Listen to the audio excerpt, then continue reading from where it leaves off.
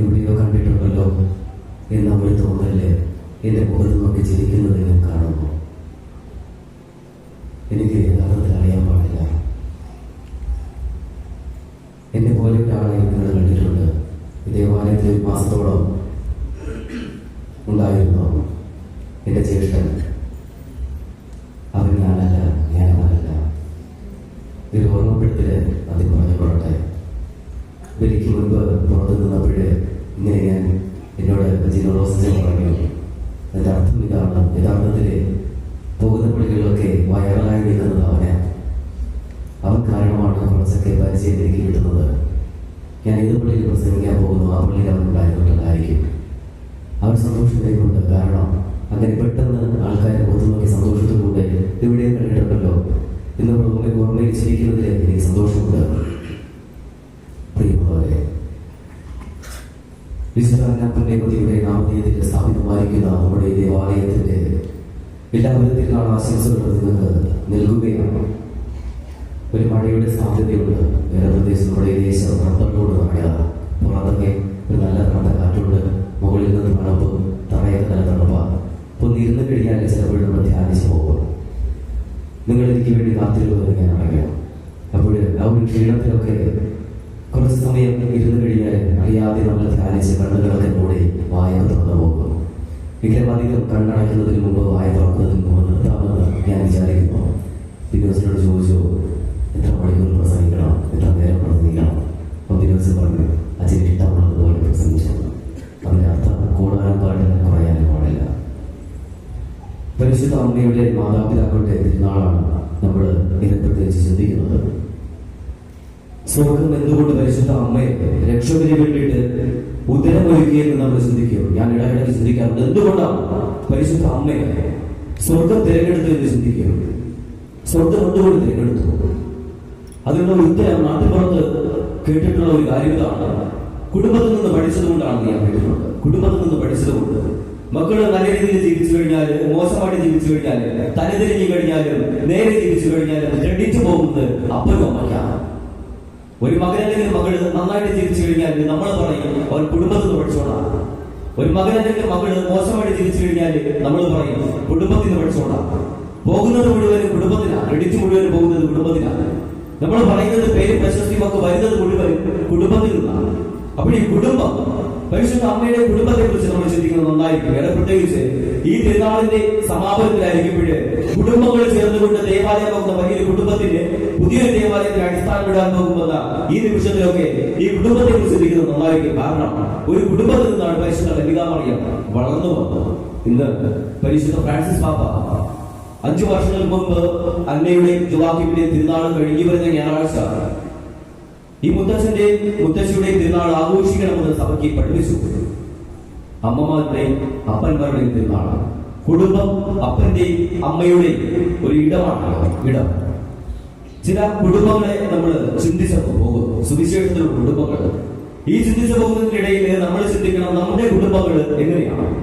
മക്കളെ ചിന്തിക്കണം, ഞാൻ കാരണം എന്റെ അപ്പന് ചീത്ത പേരാണോ കിട്ടുന്നത്, അല്ലെങ്കിൽ എന്റെ അമ്മയ്ക്ക് ചീത്ത പേരാണോ കിട്ടുന്നത്, അതും എന്റെ അപ്പനും അമ്മയ്ക്ക് നല്ല പേരാണോ കിട്ടുന്നത്? അത് ചിന്തിക്കേണ്ട ഒരു നിമിഷമാണ്. ഈ കുടുംബത്തെ കുറിച്ച് എന്തൊക്കെ പറയുമ്പോഴും ചിന്തിക്കുന്നുണ്ട്. പ്രത്യേകിച്ച് ചില കാര്യങ്ങൾ ഇങ്ങനെ നമ്മൾ സൂചിപ്പിച്ചു പോകുന്നത് നന്നായിരിക്കും, ഓർത്തു പോവുകയാണ്. ഒരിക്കലും ഒരു പള്ളിയിലെ അച്ഛൻ, നമ്മുടെ ബിനുവച്ചനും ഇതുപോലെ ചെയ്യുന്നതായിരിക്കും. പള്ളിയിലെ അച്ഛനും കപ്പിയാലും കൂടെ വീടാശീർവദിക്കാൻ പോയി.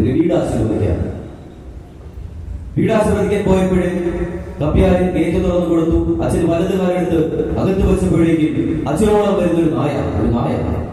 അച്ഛനെ കടിച്ചു കയറാൻ വേണ്ടി ഇങ്ങനെ ചാടി നിൽക്കുക. ഇങ്ങനെ മരണത്തിന്റെയും ജീവന്റെയും ഇടയിൽ ഇങ്ങനെ പെട്ട് വികാരിച്ച് നിൽക്കുമ്പോൾ ആ ഭവനത്തിലെ അപ്പൻ പുറത്തിറങ്ങി. എന്നിട്ട് പറഞ്ഞു, ടോണി സ്റ്റോപ്പ്. ഇംഗ്ലീഷിൽ പറഞ്ഞു, ടോണി സ്റ്റോപ്പ്. ഈ കഴിക്കാൻ വേണ്ടി നിന്ന ഈ നായ ഈ ഒരൊറ്റ വാക്ക് കേട്ടിട്ട് അവിടെ നിന്നു, അനങ്ങി. അച്ഛന് സന്തോഷമായി, ജീവിതം തിരിച്ചു കിട്ടി. ഇല്ലെങ്കിൽ അയന വരയ്ക്ക് പോലെ വരച്ചു വിടും ഈ നായ. ഈ അച്ഛൻ വീട്ടിലേക്ക് കയറി ആശീർവദിച്ച് എല്ലാം കഴിഞ്ഞ് സായി വിളിച്ചുകൊണ്ടിരുന്നപ്പോഴേ ഈ അപ്പച്ചനോട് ചോദിച്ചു, എങ്ങനെ സാധിച്ചു ഈ ഒരു വലിയ നായ ഇങ്ങനെ പറഞ്ഞൊന്ന് ഇരുത്താൻ എങ്ങനെ സാധിച്ചു? അപ്പോൾ ഈ അപ്പൻ കുടുംബനാഥൻ ഇങ്ങനെ പറഞ്ഞു, എന്റെ വീട്ടിൽ ഞാൻ പറഞ്ഞാൽ കേൾക്കുന്ന ഒരൊറ്റ ജീവിയോ, എന്റെ വീട്ടിൽ ഞാൻ പറഞ്ഞാൽ കേൾക്കുന്ന ഒരൊറ്റ ജീവിയോ, അതെന്റെ കോണി. ഈ കുടുംബത്തെ കുറിച്ച് ചിന്തിക്കുമ്പോൾ ഈ ദേവാലയത്തിൽ വീട്ടുകാരുടെ അകത്തിരിക്കുന്ന പല അപ്പന്മാരുടെ അവസ്ഥ ഇതാണ്. ഈ അടുത്ത നാളില് ഒരു മരണം, ഒരു അമ്മയുടെ മരണമാണ്. അമ്മ 2 മക്കളെ പഠിപ്പിച്ചുകൊണ്ടിരുന്ന സമയത്ത് തന്നെ കുടുംബനാഥൻ മരിച്ചുപോയി. ഈ അമ്മ കഷ്ടപ്പെട്ട് റോഡിന്റെ വശത്ത് ഒരു വീടും സ്ഥലവും വാങ്ങി, വീട് വെച്ച് വളരെ മനോഹരമായ ഒരു വീട് കഷ്ടപ്പെട്ട് പണിയെടുത്ത് മക്കളെ വളർത്തി. മക്കൾ 2 പേരും ചെന്നൈയാണ്. നല്ല തുക ശമ്പളം കിട്ടുന്ന ഒരു ജോലി കിട്ടി. അങ്ങനെ മക്കൾ 2 പേരും ചെന്നൈയിൽ. ഈ അമ്മ മാത്രം ഈ ഭവനത്തിൽ. ഈ അമ്മ എല്ലാ ദിവസവും പള്ളിയിൽ വരും. അങ്ങനെ ഒരു ദിവസം രാവിലെ എഴുന്നേറ്റപ്പോഴേ അറിഞ്ഞു അമ്മ മരിച്ചുപോയി. മരിച്ചപ്പോഴ് ഞാനും അടക്കിന് പോയപ്പോഴേക്കും മക്കൾ 2 പേരും അപ്പോഴെത്തിയതേ ഉള്ളൂ. അടക്കം പറഞ്ഞിക്കൊള്ളാൻ പറഞ്ഞു. എന്നിട്ട് അടക്കൊക്കെ കഴിഞ്ഞിട്ട് കല്ലറ പ്രാർത്ഥന ഉണ്ടല്ലോ, 7ാമത്തെ ദിവസം അല്ലെങ്കിൽ 5ാമത്തെ ദിവസം കല്ലറ പ്രാർത്ഥന. അപ്പോഴേ മക്കൾ 2 പേരും, ഒരു പെൺകുട്ടിയും ഒരു ആൺകുട്ടിയും, ഒരു ചേച്ചിയും ഒരു ചേട്ടനും, ഒരു കുടുംബങ്ങളായി അവർക്ക് മക്കളുണ്ട്. ഇവര് 2 പേരും അച്ഛന്റെ അടുത്ത് വന്നു പറഞ്ഞു, നമുക്ക് നാളെ കല്ലറ പ്രാർത്ഥന നടത്താം. കാരണം തിരക്കൊണ്ട് പോകണം. എനിക്ക് അത്ഭുതം തോന്നി. ഒരമ്മ മക്കളെ വളർത്തി ഇത്രയും ആക്കിയിട്ട് അമ്മയ്ക്ക് വേണ്ടിയിട്ട് ഒരു 7 ദിവസം ആ വീട്ടിൽ ഒന്ന് താമസിക്കാൻ, അല്ലെങ്കിൽ ഒരു 5 ദിവസം, ഒരു 3 ദിവസം ഒന്ന് താമസിക്കാൻ ആ മക്കൾക്ക് കഴിയില്ല. മക്കള് പറയുകയാ, അച്ഛാ നാളെ നമുക്ക് കല്ലറ പ്രാർത്ഥന നടത്താം, അത് സ്ലാബിട്ട് കൂടി പെട്ടെന്ന് പണിക്കാരൻ കഴിക്കും. അങ്ങനെ കഴിഞ്ഞ അടുത്ത ദിവസം അതിരാവിലെ ദിവ്യബലിയും വെച്ച് കല്ലറ പ്രാർത്ഥനയും നടത്തി. അന്ന് ഉച്ചയ്ക്ക് ഈ മക്കൾ 2 പേരും നാട് വിട്ടു. ഇത് പലപ്പോഴും നമ്മൾ കാണുന്നത് നമ്മുടെയൊക്കെ നാട്ടിൻപുറത്തൊക്കെ നടന്നു തുടങ്ങിയത്. പക്ഷേ എനിക്ക് മനംനൊന്ത സംഭവം എന്ന് പറയുന്നത് അതിനുശേഷം 2 ആഴ്ച കഴിഞ്ഞപ്പോഴേ ആ ഭവനത്തിന് മുൻപിൽ കൂടെ പോയപ്പോഴേ ആ ഗേറ്റിന്റെ പുറത്ത് ഒരു ബോർഡ് എഴുതി വെച്ചിരിക്കുന്നു, വീടും സ്ഥലവും വിൽപ്പനയ്ക്ക്. ഞാൻ എപ്പോഴാണ് ശ്രദ്ധിക്കുന്നത്, എന്തിനാണ് അമ്മേ നിങ്ങൾ പാടുപെട്ട് ഈ വീടും സ്ഥലവും വാങ്ങി ഈ മക്കളെ ഇങ്ങനെ പഠിപ്പിച്ച് വലുതാക്കിയത്? പക്ഷേ എനിക്കൊരു അത്ഭുതം തോന്നി. ഈ അമ്മമ്മയുടെ കല്ലറ പ്രാർത്ഥന നടന്നുകൊണ്ടിരുന്നപ്പോഴും പേരക്കുട്ടികൾ 2 പേരും അവരുടെ അപ്പന്റെയും അമ്മയുടെയും കാറിന്റെ ഉള്ളിലിരുന്ന് ഈ പ്രാർത്ഥനയ്ക്ക് പോലും ദിവ്യബലിയിൽ പോലും പങ്കെടുക്കാതെ സ്വന്തം മൊബൈലിൽ കുത്തിക്കൊണ്ടിരിക്കുന്നത് ഞാൻ കണ്ടു. അപ്പോൾ ഞാൻ ചിന്തിച്ചു, അപ്പനെ അമ്മയും ഓർത്തിട്ട് ഞാൻ ചിന്തിച്ചു, അധികം അകലെയല്ല എന്ന് എനിക്ക് തോന്നി. ഇതാ ഇന്നത്തെ ലോകത്ത് കുടുംബം, അപ്പന്റെയും അമ്മയുടെയും അവസ്ഥ. അപ്പൻ ഉറങ്ങാത്ത വീട്, അച്ഛൻ ഉറങ്ങാത്ത വീട് എന്നൊരു സിനിമ മുമ്പ് ഇറങ്ങിയിട്ടുണ്ട്. അമ്മയെ കുറിച്ച് ചിന്തിക്കുമ്പോഴേ അമ്മ നിലയ്ക്കാത്ത വീട് എന്ന് എനിക്ക് തോന്നിയിട്ടുണ്ട്. അപ്പൻ ഉറങ്ങാതെയും അമ്മ നിലയ്ക്കാതെയും ഉള്ളതുകൊണ്ട് നമ്മൾ മക്കൾ ഇങ്ങനെ അഹങ്കാരത്തോടുകൂടെ സന്തോഷത്തോടുകൂടെ എല്ലാ ദിവസവും കുറ്റം പറഞ്ഞ് ആഹാരവും കഴിച്ച് ഇങ്ങനെ നടക്കുന്നുണ്ട്. അതുകൊണ്ട് ഇന്ന് ഈ കുടുംബത്തെ കുറിച്ചും അപ്പനെ കുറിച്ചും അമ്മയെ കുറിച്ചും, അല്ലെങ്കിൽ കുടുംബത്തിൽ നിന്ന് നഷ്ടപ്പെട്ടു പോകുന്ന പുണ്യങ്ങളെ കുറിച്ചും കുടുംബത്തിന് കിട്ടേണ്ട പുണ്യങ്ങളെ കുറിച്ചും ചിന്തിക്കുന്നത് നന്നായിരിക്കുമെന്ന് എനിക്ക് തോന്നുകയാണ്. പ്രത്യേകിച്ച് സുവിശേഷത്തിലൂടെ കടന്നു വരുമ്പോഴേ പരിശുദ്ധ അമ്മയും കർത്താവും സന്ദർശിച്ച ചില ഭവനങ്ങളുണ്ട്. ഒന്നാമതായിട്ട് തിരുകുടുംബത്തെ കുറിച്ച് നമുക്ക് പറയാം. തിരുകുടുംബം, ആ കുടുംബത്തിന്റെ ഏറ്റവും വലിയ പ്രത്യേകത നമുക്കറിയാം, എല്ലാം വിട്ടുകൊടുത്ത ഒരു കുടുംബം. എന്റെ ഇഷ്ടമല്ല നിന്റെ ഇഷ്ടമാണ്. ഔസേപിതാവ് പറയുന്ന വലിയ പിതാവ് മൗനത്തോടുകൂടി സ്വർഗത്തിന് മുൻപിൽ മൗനം സമ്മതിച്ചുകൊണ്ട് സ്വർഗം എന്ത് പറഞ്ഞു അതുപോലെ മകനെ വളർത്തി, അതുപോലെ ജീവിച്ചു, അതുപോലെ യാത്ര ചെയ്ത, എല്ലാം സ്വർഗത്തിന്റെ ഇഷ്ടമെന്ന് പറഞ്ഞ ഒരു പിതാവ്. പരിശുദ്ധ അമ്മ സ്വന്തം ജീവിതത്തെ തന്നെ പിതാക്കന്മാരുടെ ദാസി എന്ന് പറഞ്ഞുകൊണ്ട് സമർപ്പിച്ച ഒരു അമ്മ. ഇത് തിരുകുടുംബം, ഒരു മാതൃക. നമ്മുടെ കുടുംബങ്ങൾക്ക് മക്കൾക്ക് ഒരു മാതൃക തിരുകുടുംബം. മറ്റൊരു കുടുംബം എന്ന് പറയുന്നത് എലിസബത്ത് അമ്മയുടെ കുടുംബം. എന്ന് വെച്ച് കഴിഞ്ഞാൽ സക്കറിയ എലിസബത്ത് ദമ്പതികളുടെ കുടുംബം. ഈ കുടുംബത്തെ കുറിച്ച് ചിന്തിക്കുമ്പോഴും പ്രിയമുള്ളവരെ, നമ്മുടെ വിശ്വാസ ജീവിതമായിട്ട് ഏറെ ബന്ധമുള്ള ഒരു കുടുംബമാണ് ഈ സക്കറിയ എലിസബത്തിന്റെ കുടുംബം. എന്താ കുടുംബം? ഈ സക്കറിയ എലിസബത്തിന്റെ കുടുംബത്തില് അവര് വലിയ ബന്ധനത്തിലാണ്. ഒരു പുരോഹിതനായിരുന്ന സക്കറിയ ദേവാലയത്തിൽ ദൈവസന്നിധിയിലെ വിശുദ്ധ സ്ഥലത്ത് ധൂപാർച്ചന ചെയ്യുന്ന സക്കറിയ. പക്ഷെ ഈ ധൂപാർച്ചന സമയത്ത് ദൈവദൂതൻ ഇറങ്ങി വന്നു നിന്നുകൊണ്ട് ഭർത്തൃത്തിലായിരിക്കുന്ന എലിസബത്ത് ഗർഭം ധരിക്കുമെന്ന് പറഞ്ഞപ്പോഴേ സ്വർഗത്തെ സംശയിച്ചു, ദൂതനെ സംശയിച്ചു.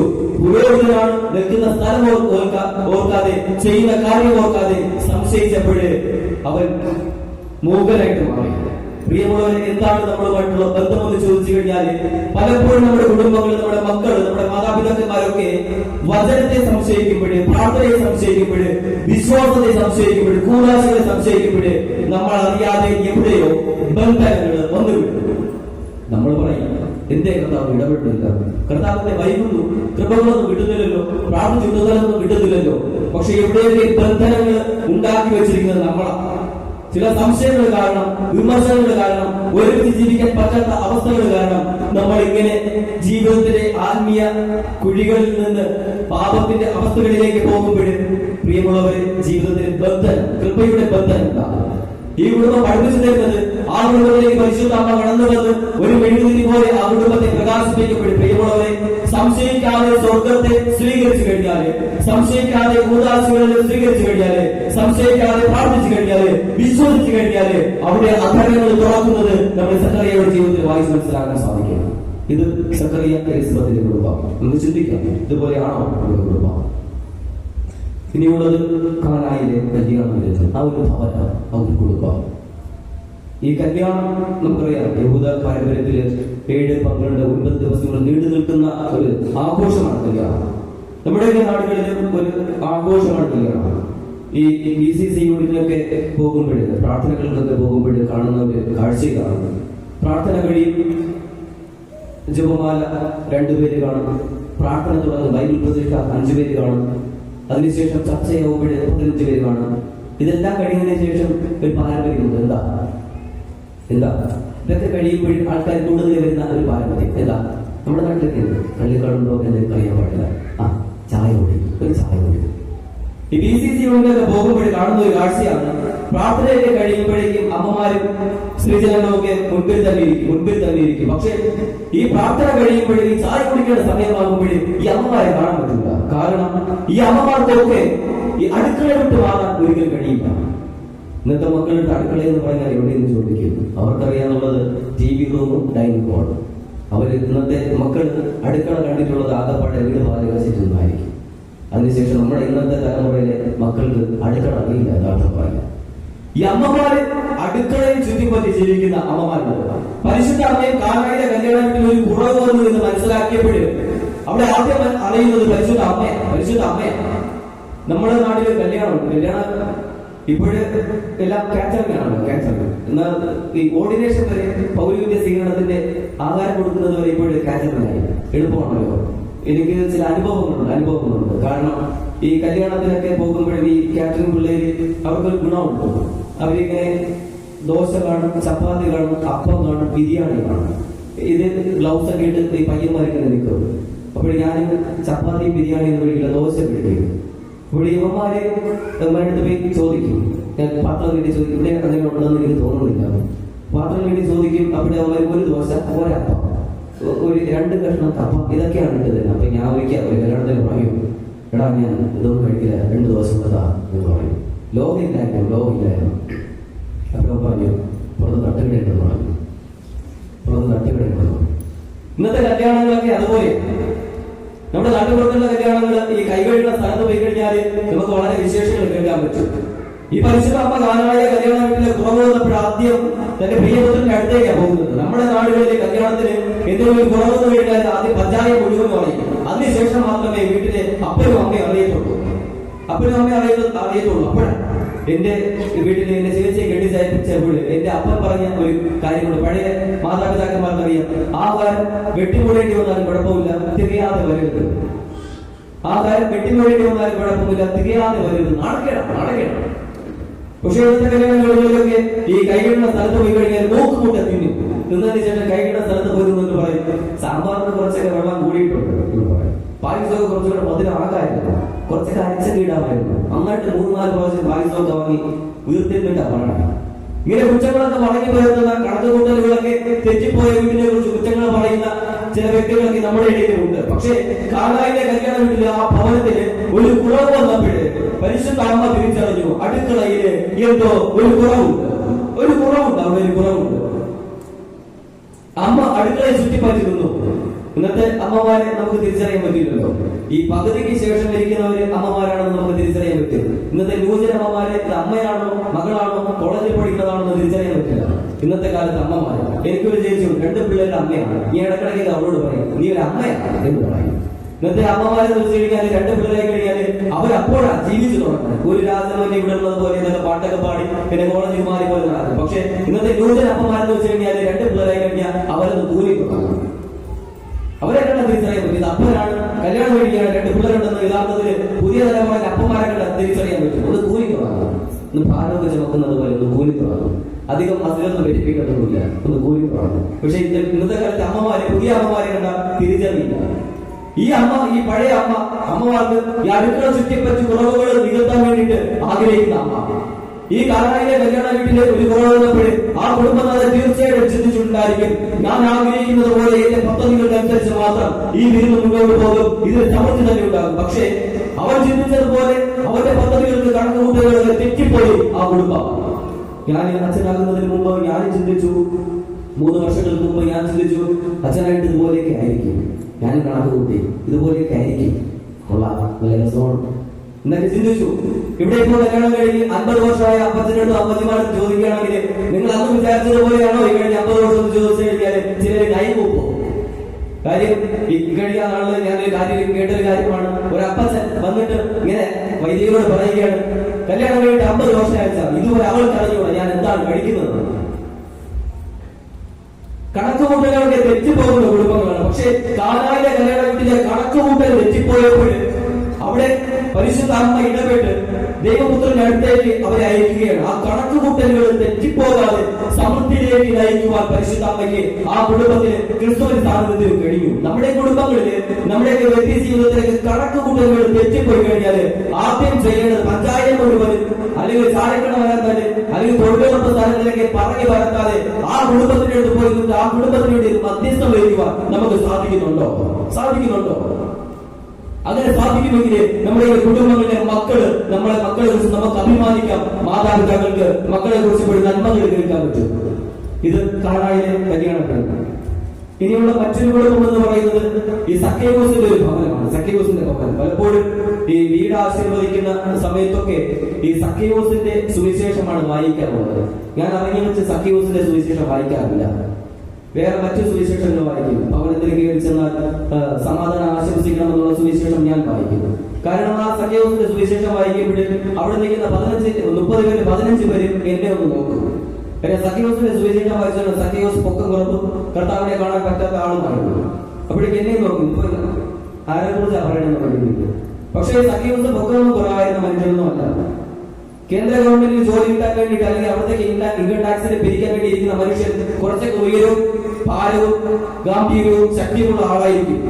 റോമ സാമ്രാജ്യത്തിന് വേണ്ടി കരണ്ടിരിക്കുന്ന ഒരു മനുഷ്യനാണ് സക്കേവൂസ്. പക്ഷേ ഈ മനുഷ്യൻ ആഗ്രഹിച്ചു കർത്താവിനെ കാണണമെന്ന്. സക്കേവൂസിന്റെ കുടുംബത്തിന്റെ പ്രത്യേകത, ഒരു മനുഷ്യൻ കാരണം കുടുംബം രക്ഷപ്പെട്ടു. കുടുംബനാഥ നീ ചിന്തിക്കണം, നീ കാരണം കുടുംബം രക്ഷപ്പെടുന്നുണ്ടോ? കുടുംബനാഥ നിങ്ങൾ ചിന്തിക്കണം, ഞാൻ കാരണം എന്റെ കുടുംബം രക്ഷപ്പെടുന്നുണ്ടോ? മക്കളെ നിങ്ങൾ ചിന്തിക്കണം, ഞാൻ കാരണം എന്റെ കുടുംബം രക്ഷപ്പെടുന്നുണ്ടോ? സക്കേവൂസിന്റെ ഭവനത്തിലേക്ക് ക്രിസ്തുനാഥൻ പോയപ്പോഴേ സക്കേവൂസിന് മാനസാന്തരം ഉണ്ടായെന്ന് നമുക്ക് പറയാം. അവൻ തിരിച്ചറിഞ്ഞു, ഇങ്ങനെയല്ല ഞാൻ ജീവിക്കേണ്ടത്. കർത്താവ് നമ്മുടെ ഭവനത്തിലുണ്ട്. ആ ബോധ്യം നമുക്കുണ്ടാകുമ്പോഴേ നമ്മൾ പറയും, ഇങ്ങനെയല്ല ഞാൻ ജീവിക്കേണ്ടത്. ഒരു മനുഷ്യ മനസ്സ് തിരിഞ്ഞാൽ മതി, ആ കുടുംബം രക്ഷപ്പെടും. നമ്മൾ വർഷങ്ങൾ കഴിയുമ്പോഴത്തെ നമ്മുടെ കിണർ വൃത്തിയാക്കണം, കിണർ ഇറക്കുന്നു എന്ന് പറയാം. കിണർ വൃത്തിയാക്കണം. എന്തിനാ കിണർ വൃത്തിയാക്കാൻ? അല്ലെങ്കിൽ ഈ ചെളിയുള്ള കുടുംബം മുഴുവനും കുടിക്കേണ്ടി വരും. ഒരു മനുഷ്യൻ കാരണം, ഒരു വ്യക്തി കാരണം കുടുംബത്തിൽ കൃപയ്ക്ക് ഒഴുകും, കൃപയ്ക്ക് ബന്ധനം ഉണ്ടാകും. ഇതിലേത് വേണമെന്ന് നമുക്ക് തീരുമാനിക്കാം.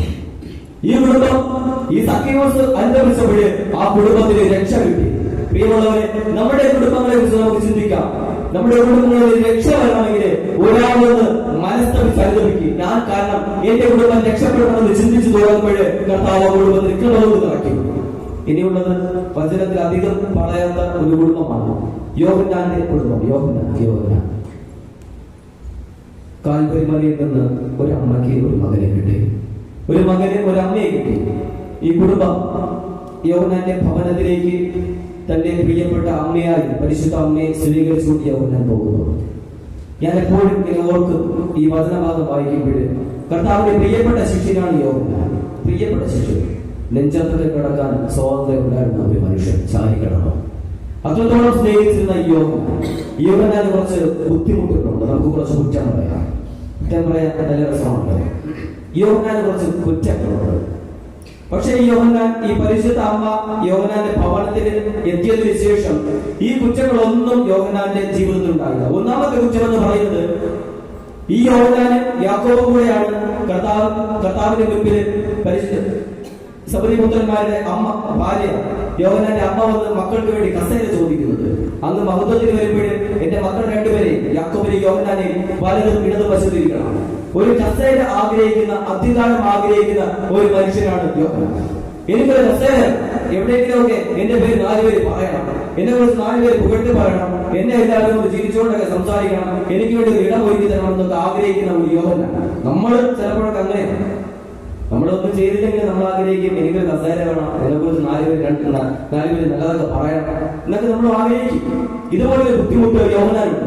ഇനി മറ്റൊരു കുഴപ്പം എന്ന് പറഞ്ഞു കഴിഞ്ഞാല്, കർത്താവ് ശിഷ്യന്മാരുടെ സമരിയായുടെ പട്ടണത്തിലൂടെ ഇങ്ങനെ നടന്നു പോകുമ്പോൾ സമരിയാക്കാരെ കർത്താവിനെ സ്വീകരിക്കാത്തതുകൊണ്ട് ഈ യോഹന്നാൻ എന്ന് പറയുന്ന ഈ പ്രിയ ശിഷ്യൻ കർത്താവിനോട് ചോദിക്കുന്ന ഒരു ചോദ്യമുണ്ട്. കർത്താവെ, നിന്നെ സ്വീകരിച്ചില്ലല്ലോ, നമ്മൾ ആകാശത്ത് നിന്ന് അഗ്നിയും ഗന്ധവും ഇറക്കി ഈ കൂട്ടങ്ങളെ നശിപ്പിക്കാൻ പറയട്ടെ. യോഹന്നാൻ പറയുന്ന, ആകാശത്ത് നിന്ന് അഗ്നിയും ഗന്ധവും ഇറക്കി ഇവരെ നശിപ്പിക്കാൻ ഞാൻ പറയട്ടെ. നമ്മളും അതുപോലെ, നമ്മൾ കുറച്ചൊക്കെ ആർക്കെങ്കിലും ഒരു 100 രൂപ എടുത്തു കഴിഞ്ഞാൽ നമ്മൾ ആഗ്രഹിക്കുന്നത് എന്താ? പെട്ടെന്ന് അവൻ എന്നെ വന്ന് സഹായം വിളിക്കണം. നമ്മൾ ഒരാൾക്ക് ഒരു സഹായം ചെയ്തു കൊടുത്താല്, അല്ലെങ്കിൽ എന്തൊരു ഉപകാരം ചെയ്തു കഴിഞ്ഞാല് നമ്മൾ അടുത്ത ദിവസം ആഗ്രഹിക്കുന്ന അയാൾ നമ്മുടെ മുഖത്ത് നോക്കിയില്ലെങ്കിൽ നമ്മൾ പറയുമ്പോ അഹങ്കാരം, എനിക്ക് ഏത് നേരത്തെ തോന്നിയാൽ സഹായിക്കാം.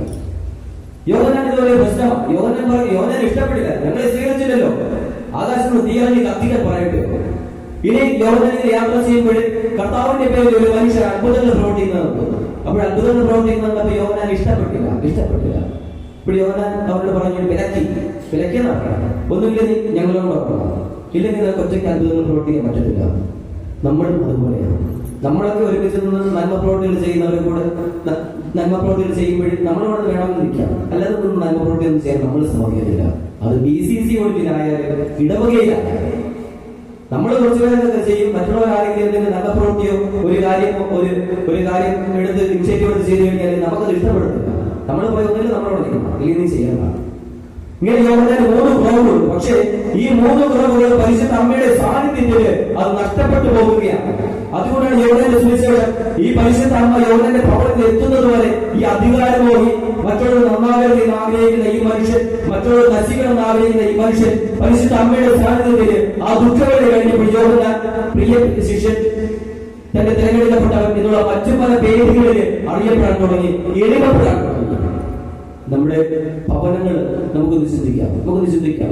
നമുക്കൊക്കെ നമ്മുടെ കുടുംബങ്ങൾ എങ്ങനെയാണ്? എപ്പോഴും എന്റെ കുടുംബത്തിൽ ഞാൻ അധികാരം കാണിക്കണം, എന്റെ കുടുംബത്തിന് മാത്രം രക്ഷപ്പെട്ടാൽ മതി, മറ്റു കുടുംബം രക്ഷപ്പെടേണ്ട എന്നൊക്കെ നമ്മൾ ചിന്തിക്കുന്നുണ്ടെങ്കിൽ പ്രിയമുള്ളവരെ, അവിടെ ബന്ധനങ്ങൾ, കുടുംബമാകുന്നില്ല. ആ കുടുംബത്തിൽ നിന്ന് നന്മ ഉണ്ടാകുന്നില്ല. ഇനിയുള്ള മറ്റൊരു കുടുംബം എന്ന് പറയുന്ന ഒരു ഭവനം എന്ന് പറയുന്നത് സഹിയോന്റെ കുടുംബം, സഹിയോന്റെ മാളിക. ആ കുടുംബം പ്രിയമുള്ളവർ, ഈ തിരുനാൾ ആഘോഷിക്കുമ്പോൾ സഹിയോന്റെ മാളികയെ കുറിച്ച് കുറച്ചധികം നമ്മൾ ചിന്തിക്കുന്നതായിരിക്കും. കാരണം പരിശുദ്ധ അമ്മയുടെ സാന്നിധ്യത്തിൽ പരിശുദ്ധാത്മാവ് ഇറങ്ങി വന്നു. അവിടെ വചനം പറയുന്ന സത്യമുണ്ട്. അവർ പ്രാർത്ഥനയിൽ ഏക മനസ്സരായിരുന്നു. ഈ ഒരുമയോടുകൂടെ കഴിയുക, ഏക മനസ്സരായിരിക്കുക എന്ന് പറയുന്നത് കുറച്ച് ബുദ്ധിമുട്ടുള്ള കാര്യമാണ്. നമുക്കൊക്കെ ഒറ്റയ്ക്ക് ജീവിക്കാൻ വേണ്ടിയിട്ടാണ് താല്പര്യം. ഒരുമിച്ചായിരിക്കുക എന്ന് പറയുന്നത് കുറച്ച് ബുദ്ധിമുട്ടുള്ള കാര്യമാണ്. പ്രിയപ്പെട്ട ശിഷ്യന്മാർക്ക് വേണ്ടിയിട്ട് കർത്താവ് പ്രാർത്ഥിച്ച ഏറ്റവും വലിയ പ്രാർത്ഥന ഇതാണ്: കർത്താവേ, ഞാനും നീയും ഒന്നായിരിക്കുന്നത് പോലെ ഇവരും ഒന്നായിരിക്കാൻ വേണ്ടിയിട്ട് ഞാൻ പ്രാർത്ഥിക്കുന്നു. ഞാനും നീയും ഒന്നായിരിക്കുന്നത് പോലെ ഇവരും ഒന്നായിരിക്കാൻ വേണ്ടിയിട്ട് ഞാൻ പ്രാർത്ഥിക്കുന്നു. എന്നിട്ട് ശിമയോനോട് പറയുന്നു, ശിമയോനെ, ഗോതമ്പ് പാറ്റുന്നത് പോലെ സാത്താൻ നിന്നെ പാറ്റാൻ ഉദ്യമിച്ചു. നിന്റെ വിശ്വാസം ക്ഷയിച്ചു പോകാതിരിക്കാൻ നിനക്ക് വേണ്ടി ഞാൻ പ്രാർത്ഥിച്ചു. എന്തിനാ ഈ പാറ്റന? എന്തിനാ ഈ ഗോതമ്പ് പാറ്റന? മുറ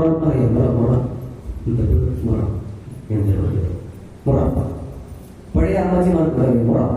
ഈ മുറം ഇങ്ങനെ അതിലിങ്ങനെ ഗോതമ്പ് എടുത്തിട്ട് ഇങ്ങനെ ഒത്തിരി ഗോതമ്പ് കിട്ടുമ്പോഴേ പാറ്റി ചിതറിച്ചെറിയുമ്പോഴേ ഒരു വശത്ത് ഗോതമ്പ് വീഴും, മറ്റേ വശത്ത് അതിലെ കളകൾ വന്ന് വിടും. ഇങ്ങനെ ചിതറിച്ചെറി, ഒന്നിനോടൊന്നും ചേരാത്ത രീതിയിലാണ് ചിതറിച്ചെറിയുന്നത്. സാത്താൻ ഗോതമ്പ് പാറ്റുന്നത് പാറ്റുക എന്ന് പറഞ്ഞാല് അവൻ ചിതറിച്ച് ഐക്യം ഉണ്ടാക്കുന്നത് പരിശുദ്ധാത്മാവാണെങ്കിൽ അനൈക്യം ഉണ്ടാക്കുന്നത് അശുദ്ധാത്മാവാണ്. ഈ തിരുനാൾ ആഘോഷിക്കുമ്പോൾ നമ്മുടെ കുടുംബത്തില്, നമ്മുടെ DCC-യില്, നമ്മുടെ ദേവാലയത്തിന്റെ ഉള്ളില് അനൈക്യത്തിന്റെ വിത്തുകൾ വിതയ്ക്കുന്നുണ്ടെങ്കിൽ പ്രിയമുള്ളവരെ, അവർക്കുള്ളതാണ് ഈ വചനം സാത്താന്റെ കയ്യിലെ ഉറപ്പിലെ ഗോതമ്പായി കഴിഞ്ഞു. അവർ ചിതറിക്കും. ഭിന്നതയുടെ കാര്യങ്ങൾ, ഭിന്നിപ്പിക്കുന്ന ആശയങ്ങൾ, ഭിന്നിപ്പിക്കുന്ന വാക്കുകൾ, ചിതറിക്കുന്ന കാര്യങ്ങളൊക്കെ പറഞ്ഞ് കുടുംബത്തെയും ദേവാലയത്തെയും DCC-യും ചിതറിക്കുന്ന ചിലരുണ്ട്. അവർക്കുള്ളതാണ് ഈ സുവിശേഷം, ഈ പറഞ്ഞ വചനം. ഈ സൈന്യത്തെ മാളികയില് ഈ പരിശുദ്ധ അമ്മയുടെ സാന്നിധ്യത്തിൽ ശിഷ്യന്മാരെ ഏക മനസ്സിലായിട്ടിരുന്നപ്പോഴ് പരിശുദ്ധാത്മാവ് ഇറങ്ങി വന്നു. പരിശുദ്ധാത്മാവ് ഇറങ്ങി വന്നു.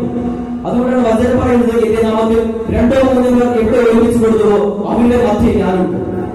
നമ്മുടെ കുടുംബങ്ങളില് ഈ പരിശുദ്ധാത്മാവ് ഇറങ്ങി വരുന്നുണ്ടോ? നമ്മുടെ DCC-കളില് ഈ പരിശുദ്ധാത്മാവ് ഇറങ്ങി വരുന്നുണ്ടോ? നമ്മുടെ ഈ ദേവാലയത്തിൽ, ഈ കൂട്ടറകളില് പരിശുദ്ധാത്മാവ് ഇറങ്ങി വരുന്നുണ്ടോ? ഇറങ്ങി വന്നതാ.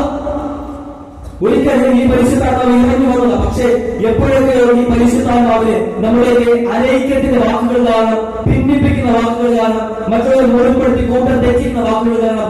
ഈ പരിശുദ്ധാത്മാവ് കെട്ടടങ്ങി തുടങ്ങിയത് തിരിച്ചറിയണം. ഐക്യത്തോടുകൂടെ ആയിരിക്കേണ്ട കുടുംബങ്ങൾ അനൈക്യം ഉണ്ടാകുന്നുണ്ടോ എങ്കിൽ പ്രിയമുള്ളവര്, അത് നമ്മുടെ തെറ്റാണെന്ന് തിരിച്ചറിയണം. നമ്മുടെ തെറ്റാണ്.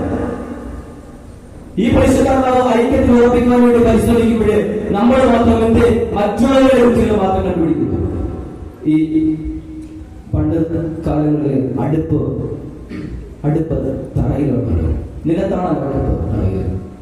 ഈ വീട് പാലുകാച്ചിന് പോകുമ്പോൾ ഒത്തിരി സന്തോഷകരമായ അനുഭവങ്ങൾ ഉണ്ട്. വീട് പാലുകാച്ചിന് ഞാൻ അച്ഛനായിട്ട് ആദ്യത്തെ വർഷം ഉള്ളുവിള എന്ന് പറയുന്ന ദേവാലയത്തില് അസിസ്റ്റന്റ് വികാരിയായിരിക്കുമ്പോൾ അച്ഛന്റെ കൂടെ ഒരു ഭവനാശീർവാദം പോയി. വലിയൊരു അവിടെ ഈ ഭവനാശീർവാദം നിങ്ങളെടുത്ത് തീർത്ഥമുള്ളതൊക്കെ തളിച്ചു. ആശീർവാദമൊക്കെ കഴിഞ്ഞു. ആശീർവാദം കഴിയുമ്പോഴേ നമുക്കൊരു പാരമ്പര്യം ഉണ്ടല്ലോ, ഈ അടുപ്പ് ആശീർവദിക്കുന്ന ഒരു പാരമ്പര്യം. കുടുംബനാഥ ഇങ്ങനെ ഒരു പേപ്പറിനെ തിരികെ കയറ്റി കുറച്ച് കൊതുമ്പ് ചൂടൊക്കെ വച്ചുകൊണ്ട് നിൽക്കും. കുടുംബനാഥൻ പുരോഹിതന് കത്തിച്ചു കൊടുത്ത മെഴുകുതിരി വാങ്ങി ഈ കൊതുമ്പ് ചൂട് കത്തിച്ചു കൊടുക്കും. അതിനുശേഷം ഈ തീ അണയാത്ത രീതിയിൽ അച്ഛൻ ആശീർവദിക്കും. എന്നിട്ട് ഇതിനടുത്ത് അടുപ്പിൽ വെക്കും. അടുപ്പിൽ വെച്ച് നന്നായിട്ടൊന്ന് കത്തും. കുറച്ച് കഴിയുമ്പോൾ അത് അണയും. അപ്പോൾ ഈ പുക കൊണ്ട് വീട് നിറയും. അപ്പൊ വീട്ടിലാണുള്ളവരെ പുറത്തും കഴിക്കാൻ പോകും. ഇതാണ് പാരമ്പര്യം. അങ്ങനെ ഈ ഭവന ആശീർവദിക്കാൻ വേണ്ടി ഞാൻ പോയപ്പോൾ, ഈ വീട് ആശീർവാദം കഴിഞ്ഞ് അടുക്കളയിലേക്ക് പോയപ്പോൾ ഞാൻ നോക്കി അടുപ്പൊന്നും കാണാനില്ല. നോക്കിയപ്പോഴിങ്ങനെ ഞാൻ ഇതിനു മുമ്പേ പറയുന്ന ഒരു അനുഭവമാണ്. ഒരു കുട്ടിയൊക്കെ ഇട്ട് സ്പ്രിംഗ് അടിച്ചൊരു ചേച്ചി ഒരു തോക്കും വെച്ചുകൊണ്ടിരിക്കുക. ഇങ്ങനെ അടുക്കളയിൽ സ്പ്രിംഗൊക്കെ അടിച്ചൊരു ചേച്ചി ഒരു തോക്ക് വെച്ചുകൊണ്ടിരിക്കുക. എനിക്കല്ല പേര് കൃത്യമായിട്ടില്ല. ഒരു തോക്ക്. കുടുംബനാഥൻ ഇങ്ങനെ ഒരു വശത്ത് നിൽക്കുന്നു. അപ്പോഴേ ഈ തീർത്ഥമുള്ളവർക്ക് കളിച്ച് ആശീർവദിക്കണം. ഞാൻ ആലോചിച്ചു, ഇതിപ്പോ എങ്ങനെ ഇത് ആശീർവദിക്കും? ഈ തോക്ക് വെച്ചുകൊണ്ടാണ് നിൽക്കണേ.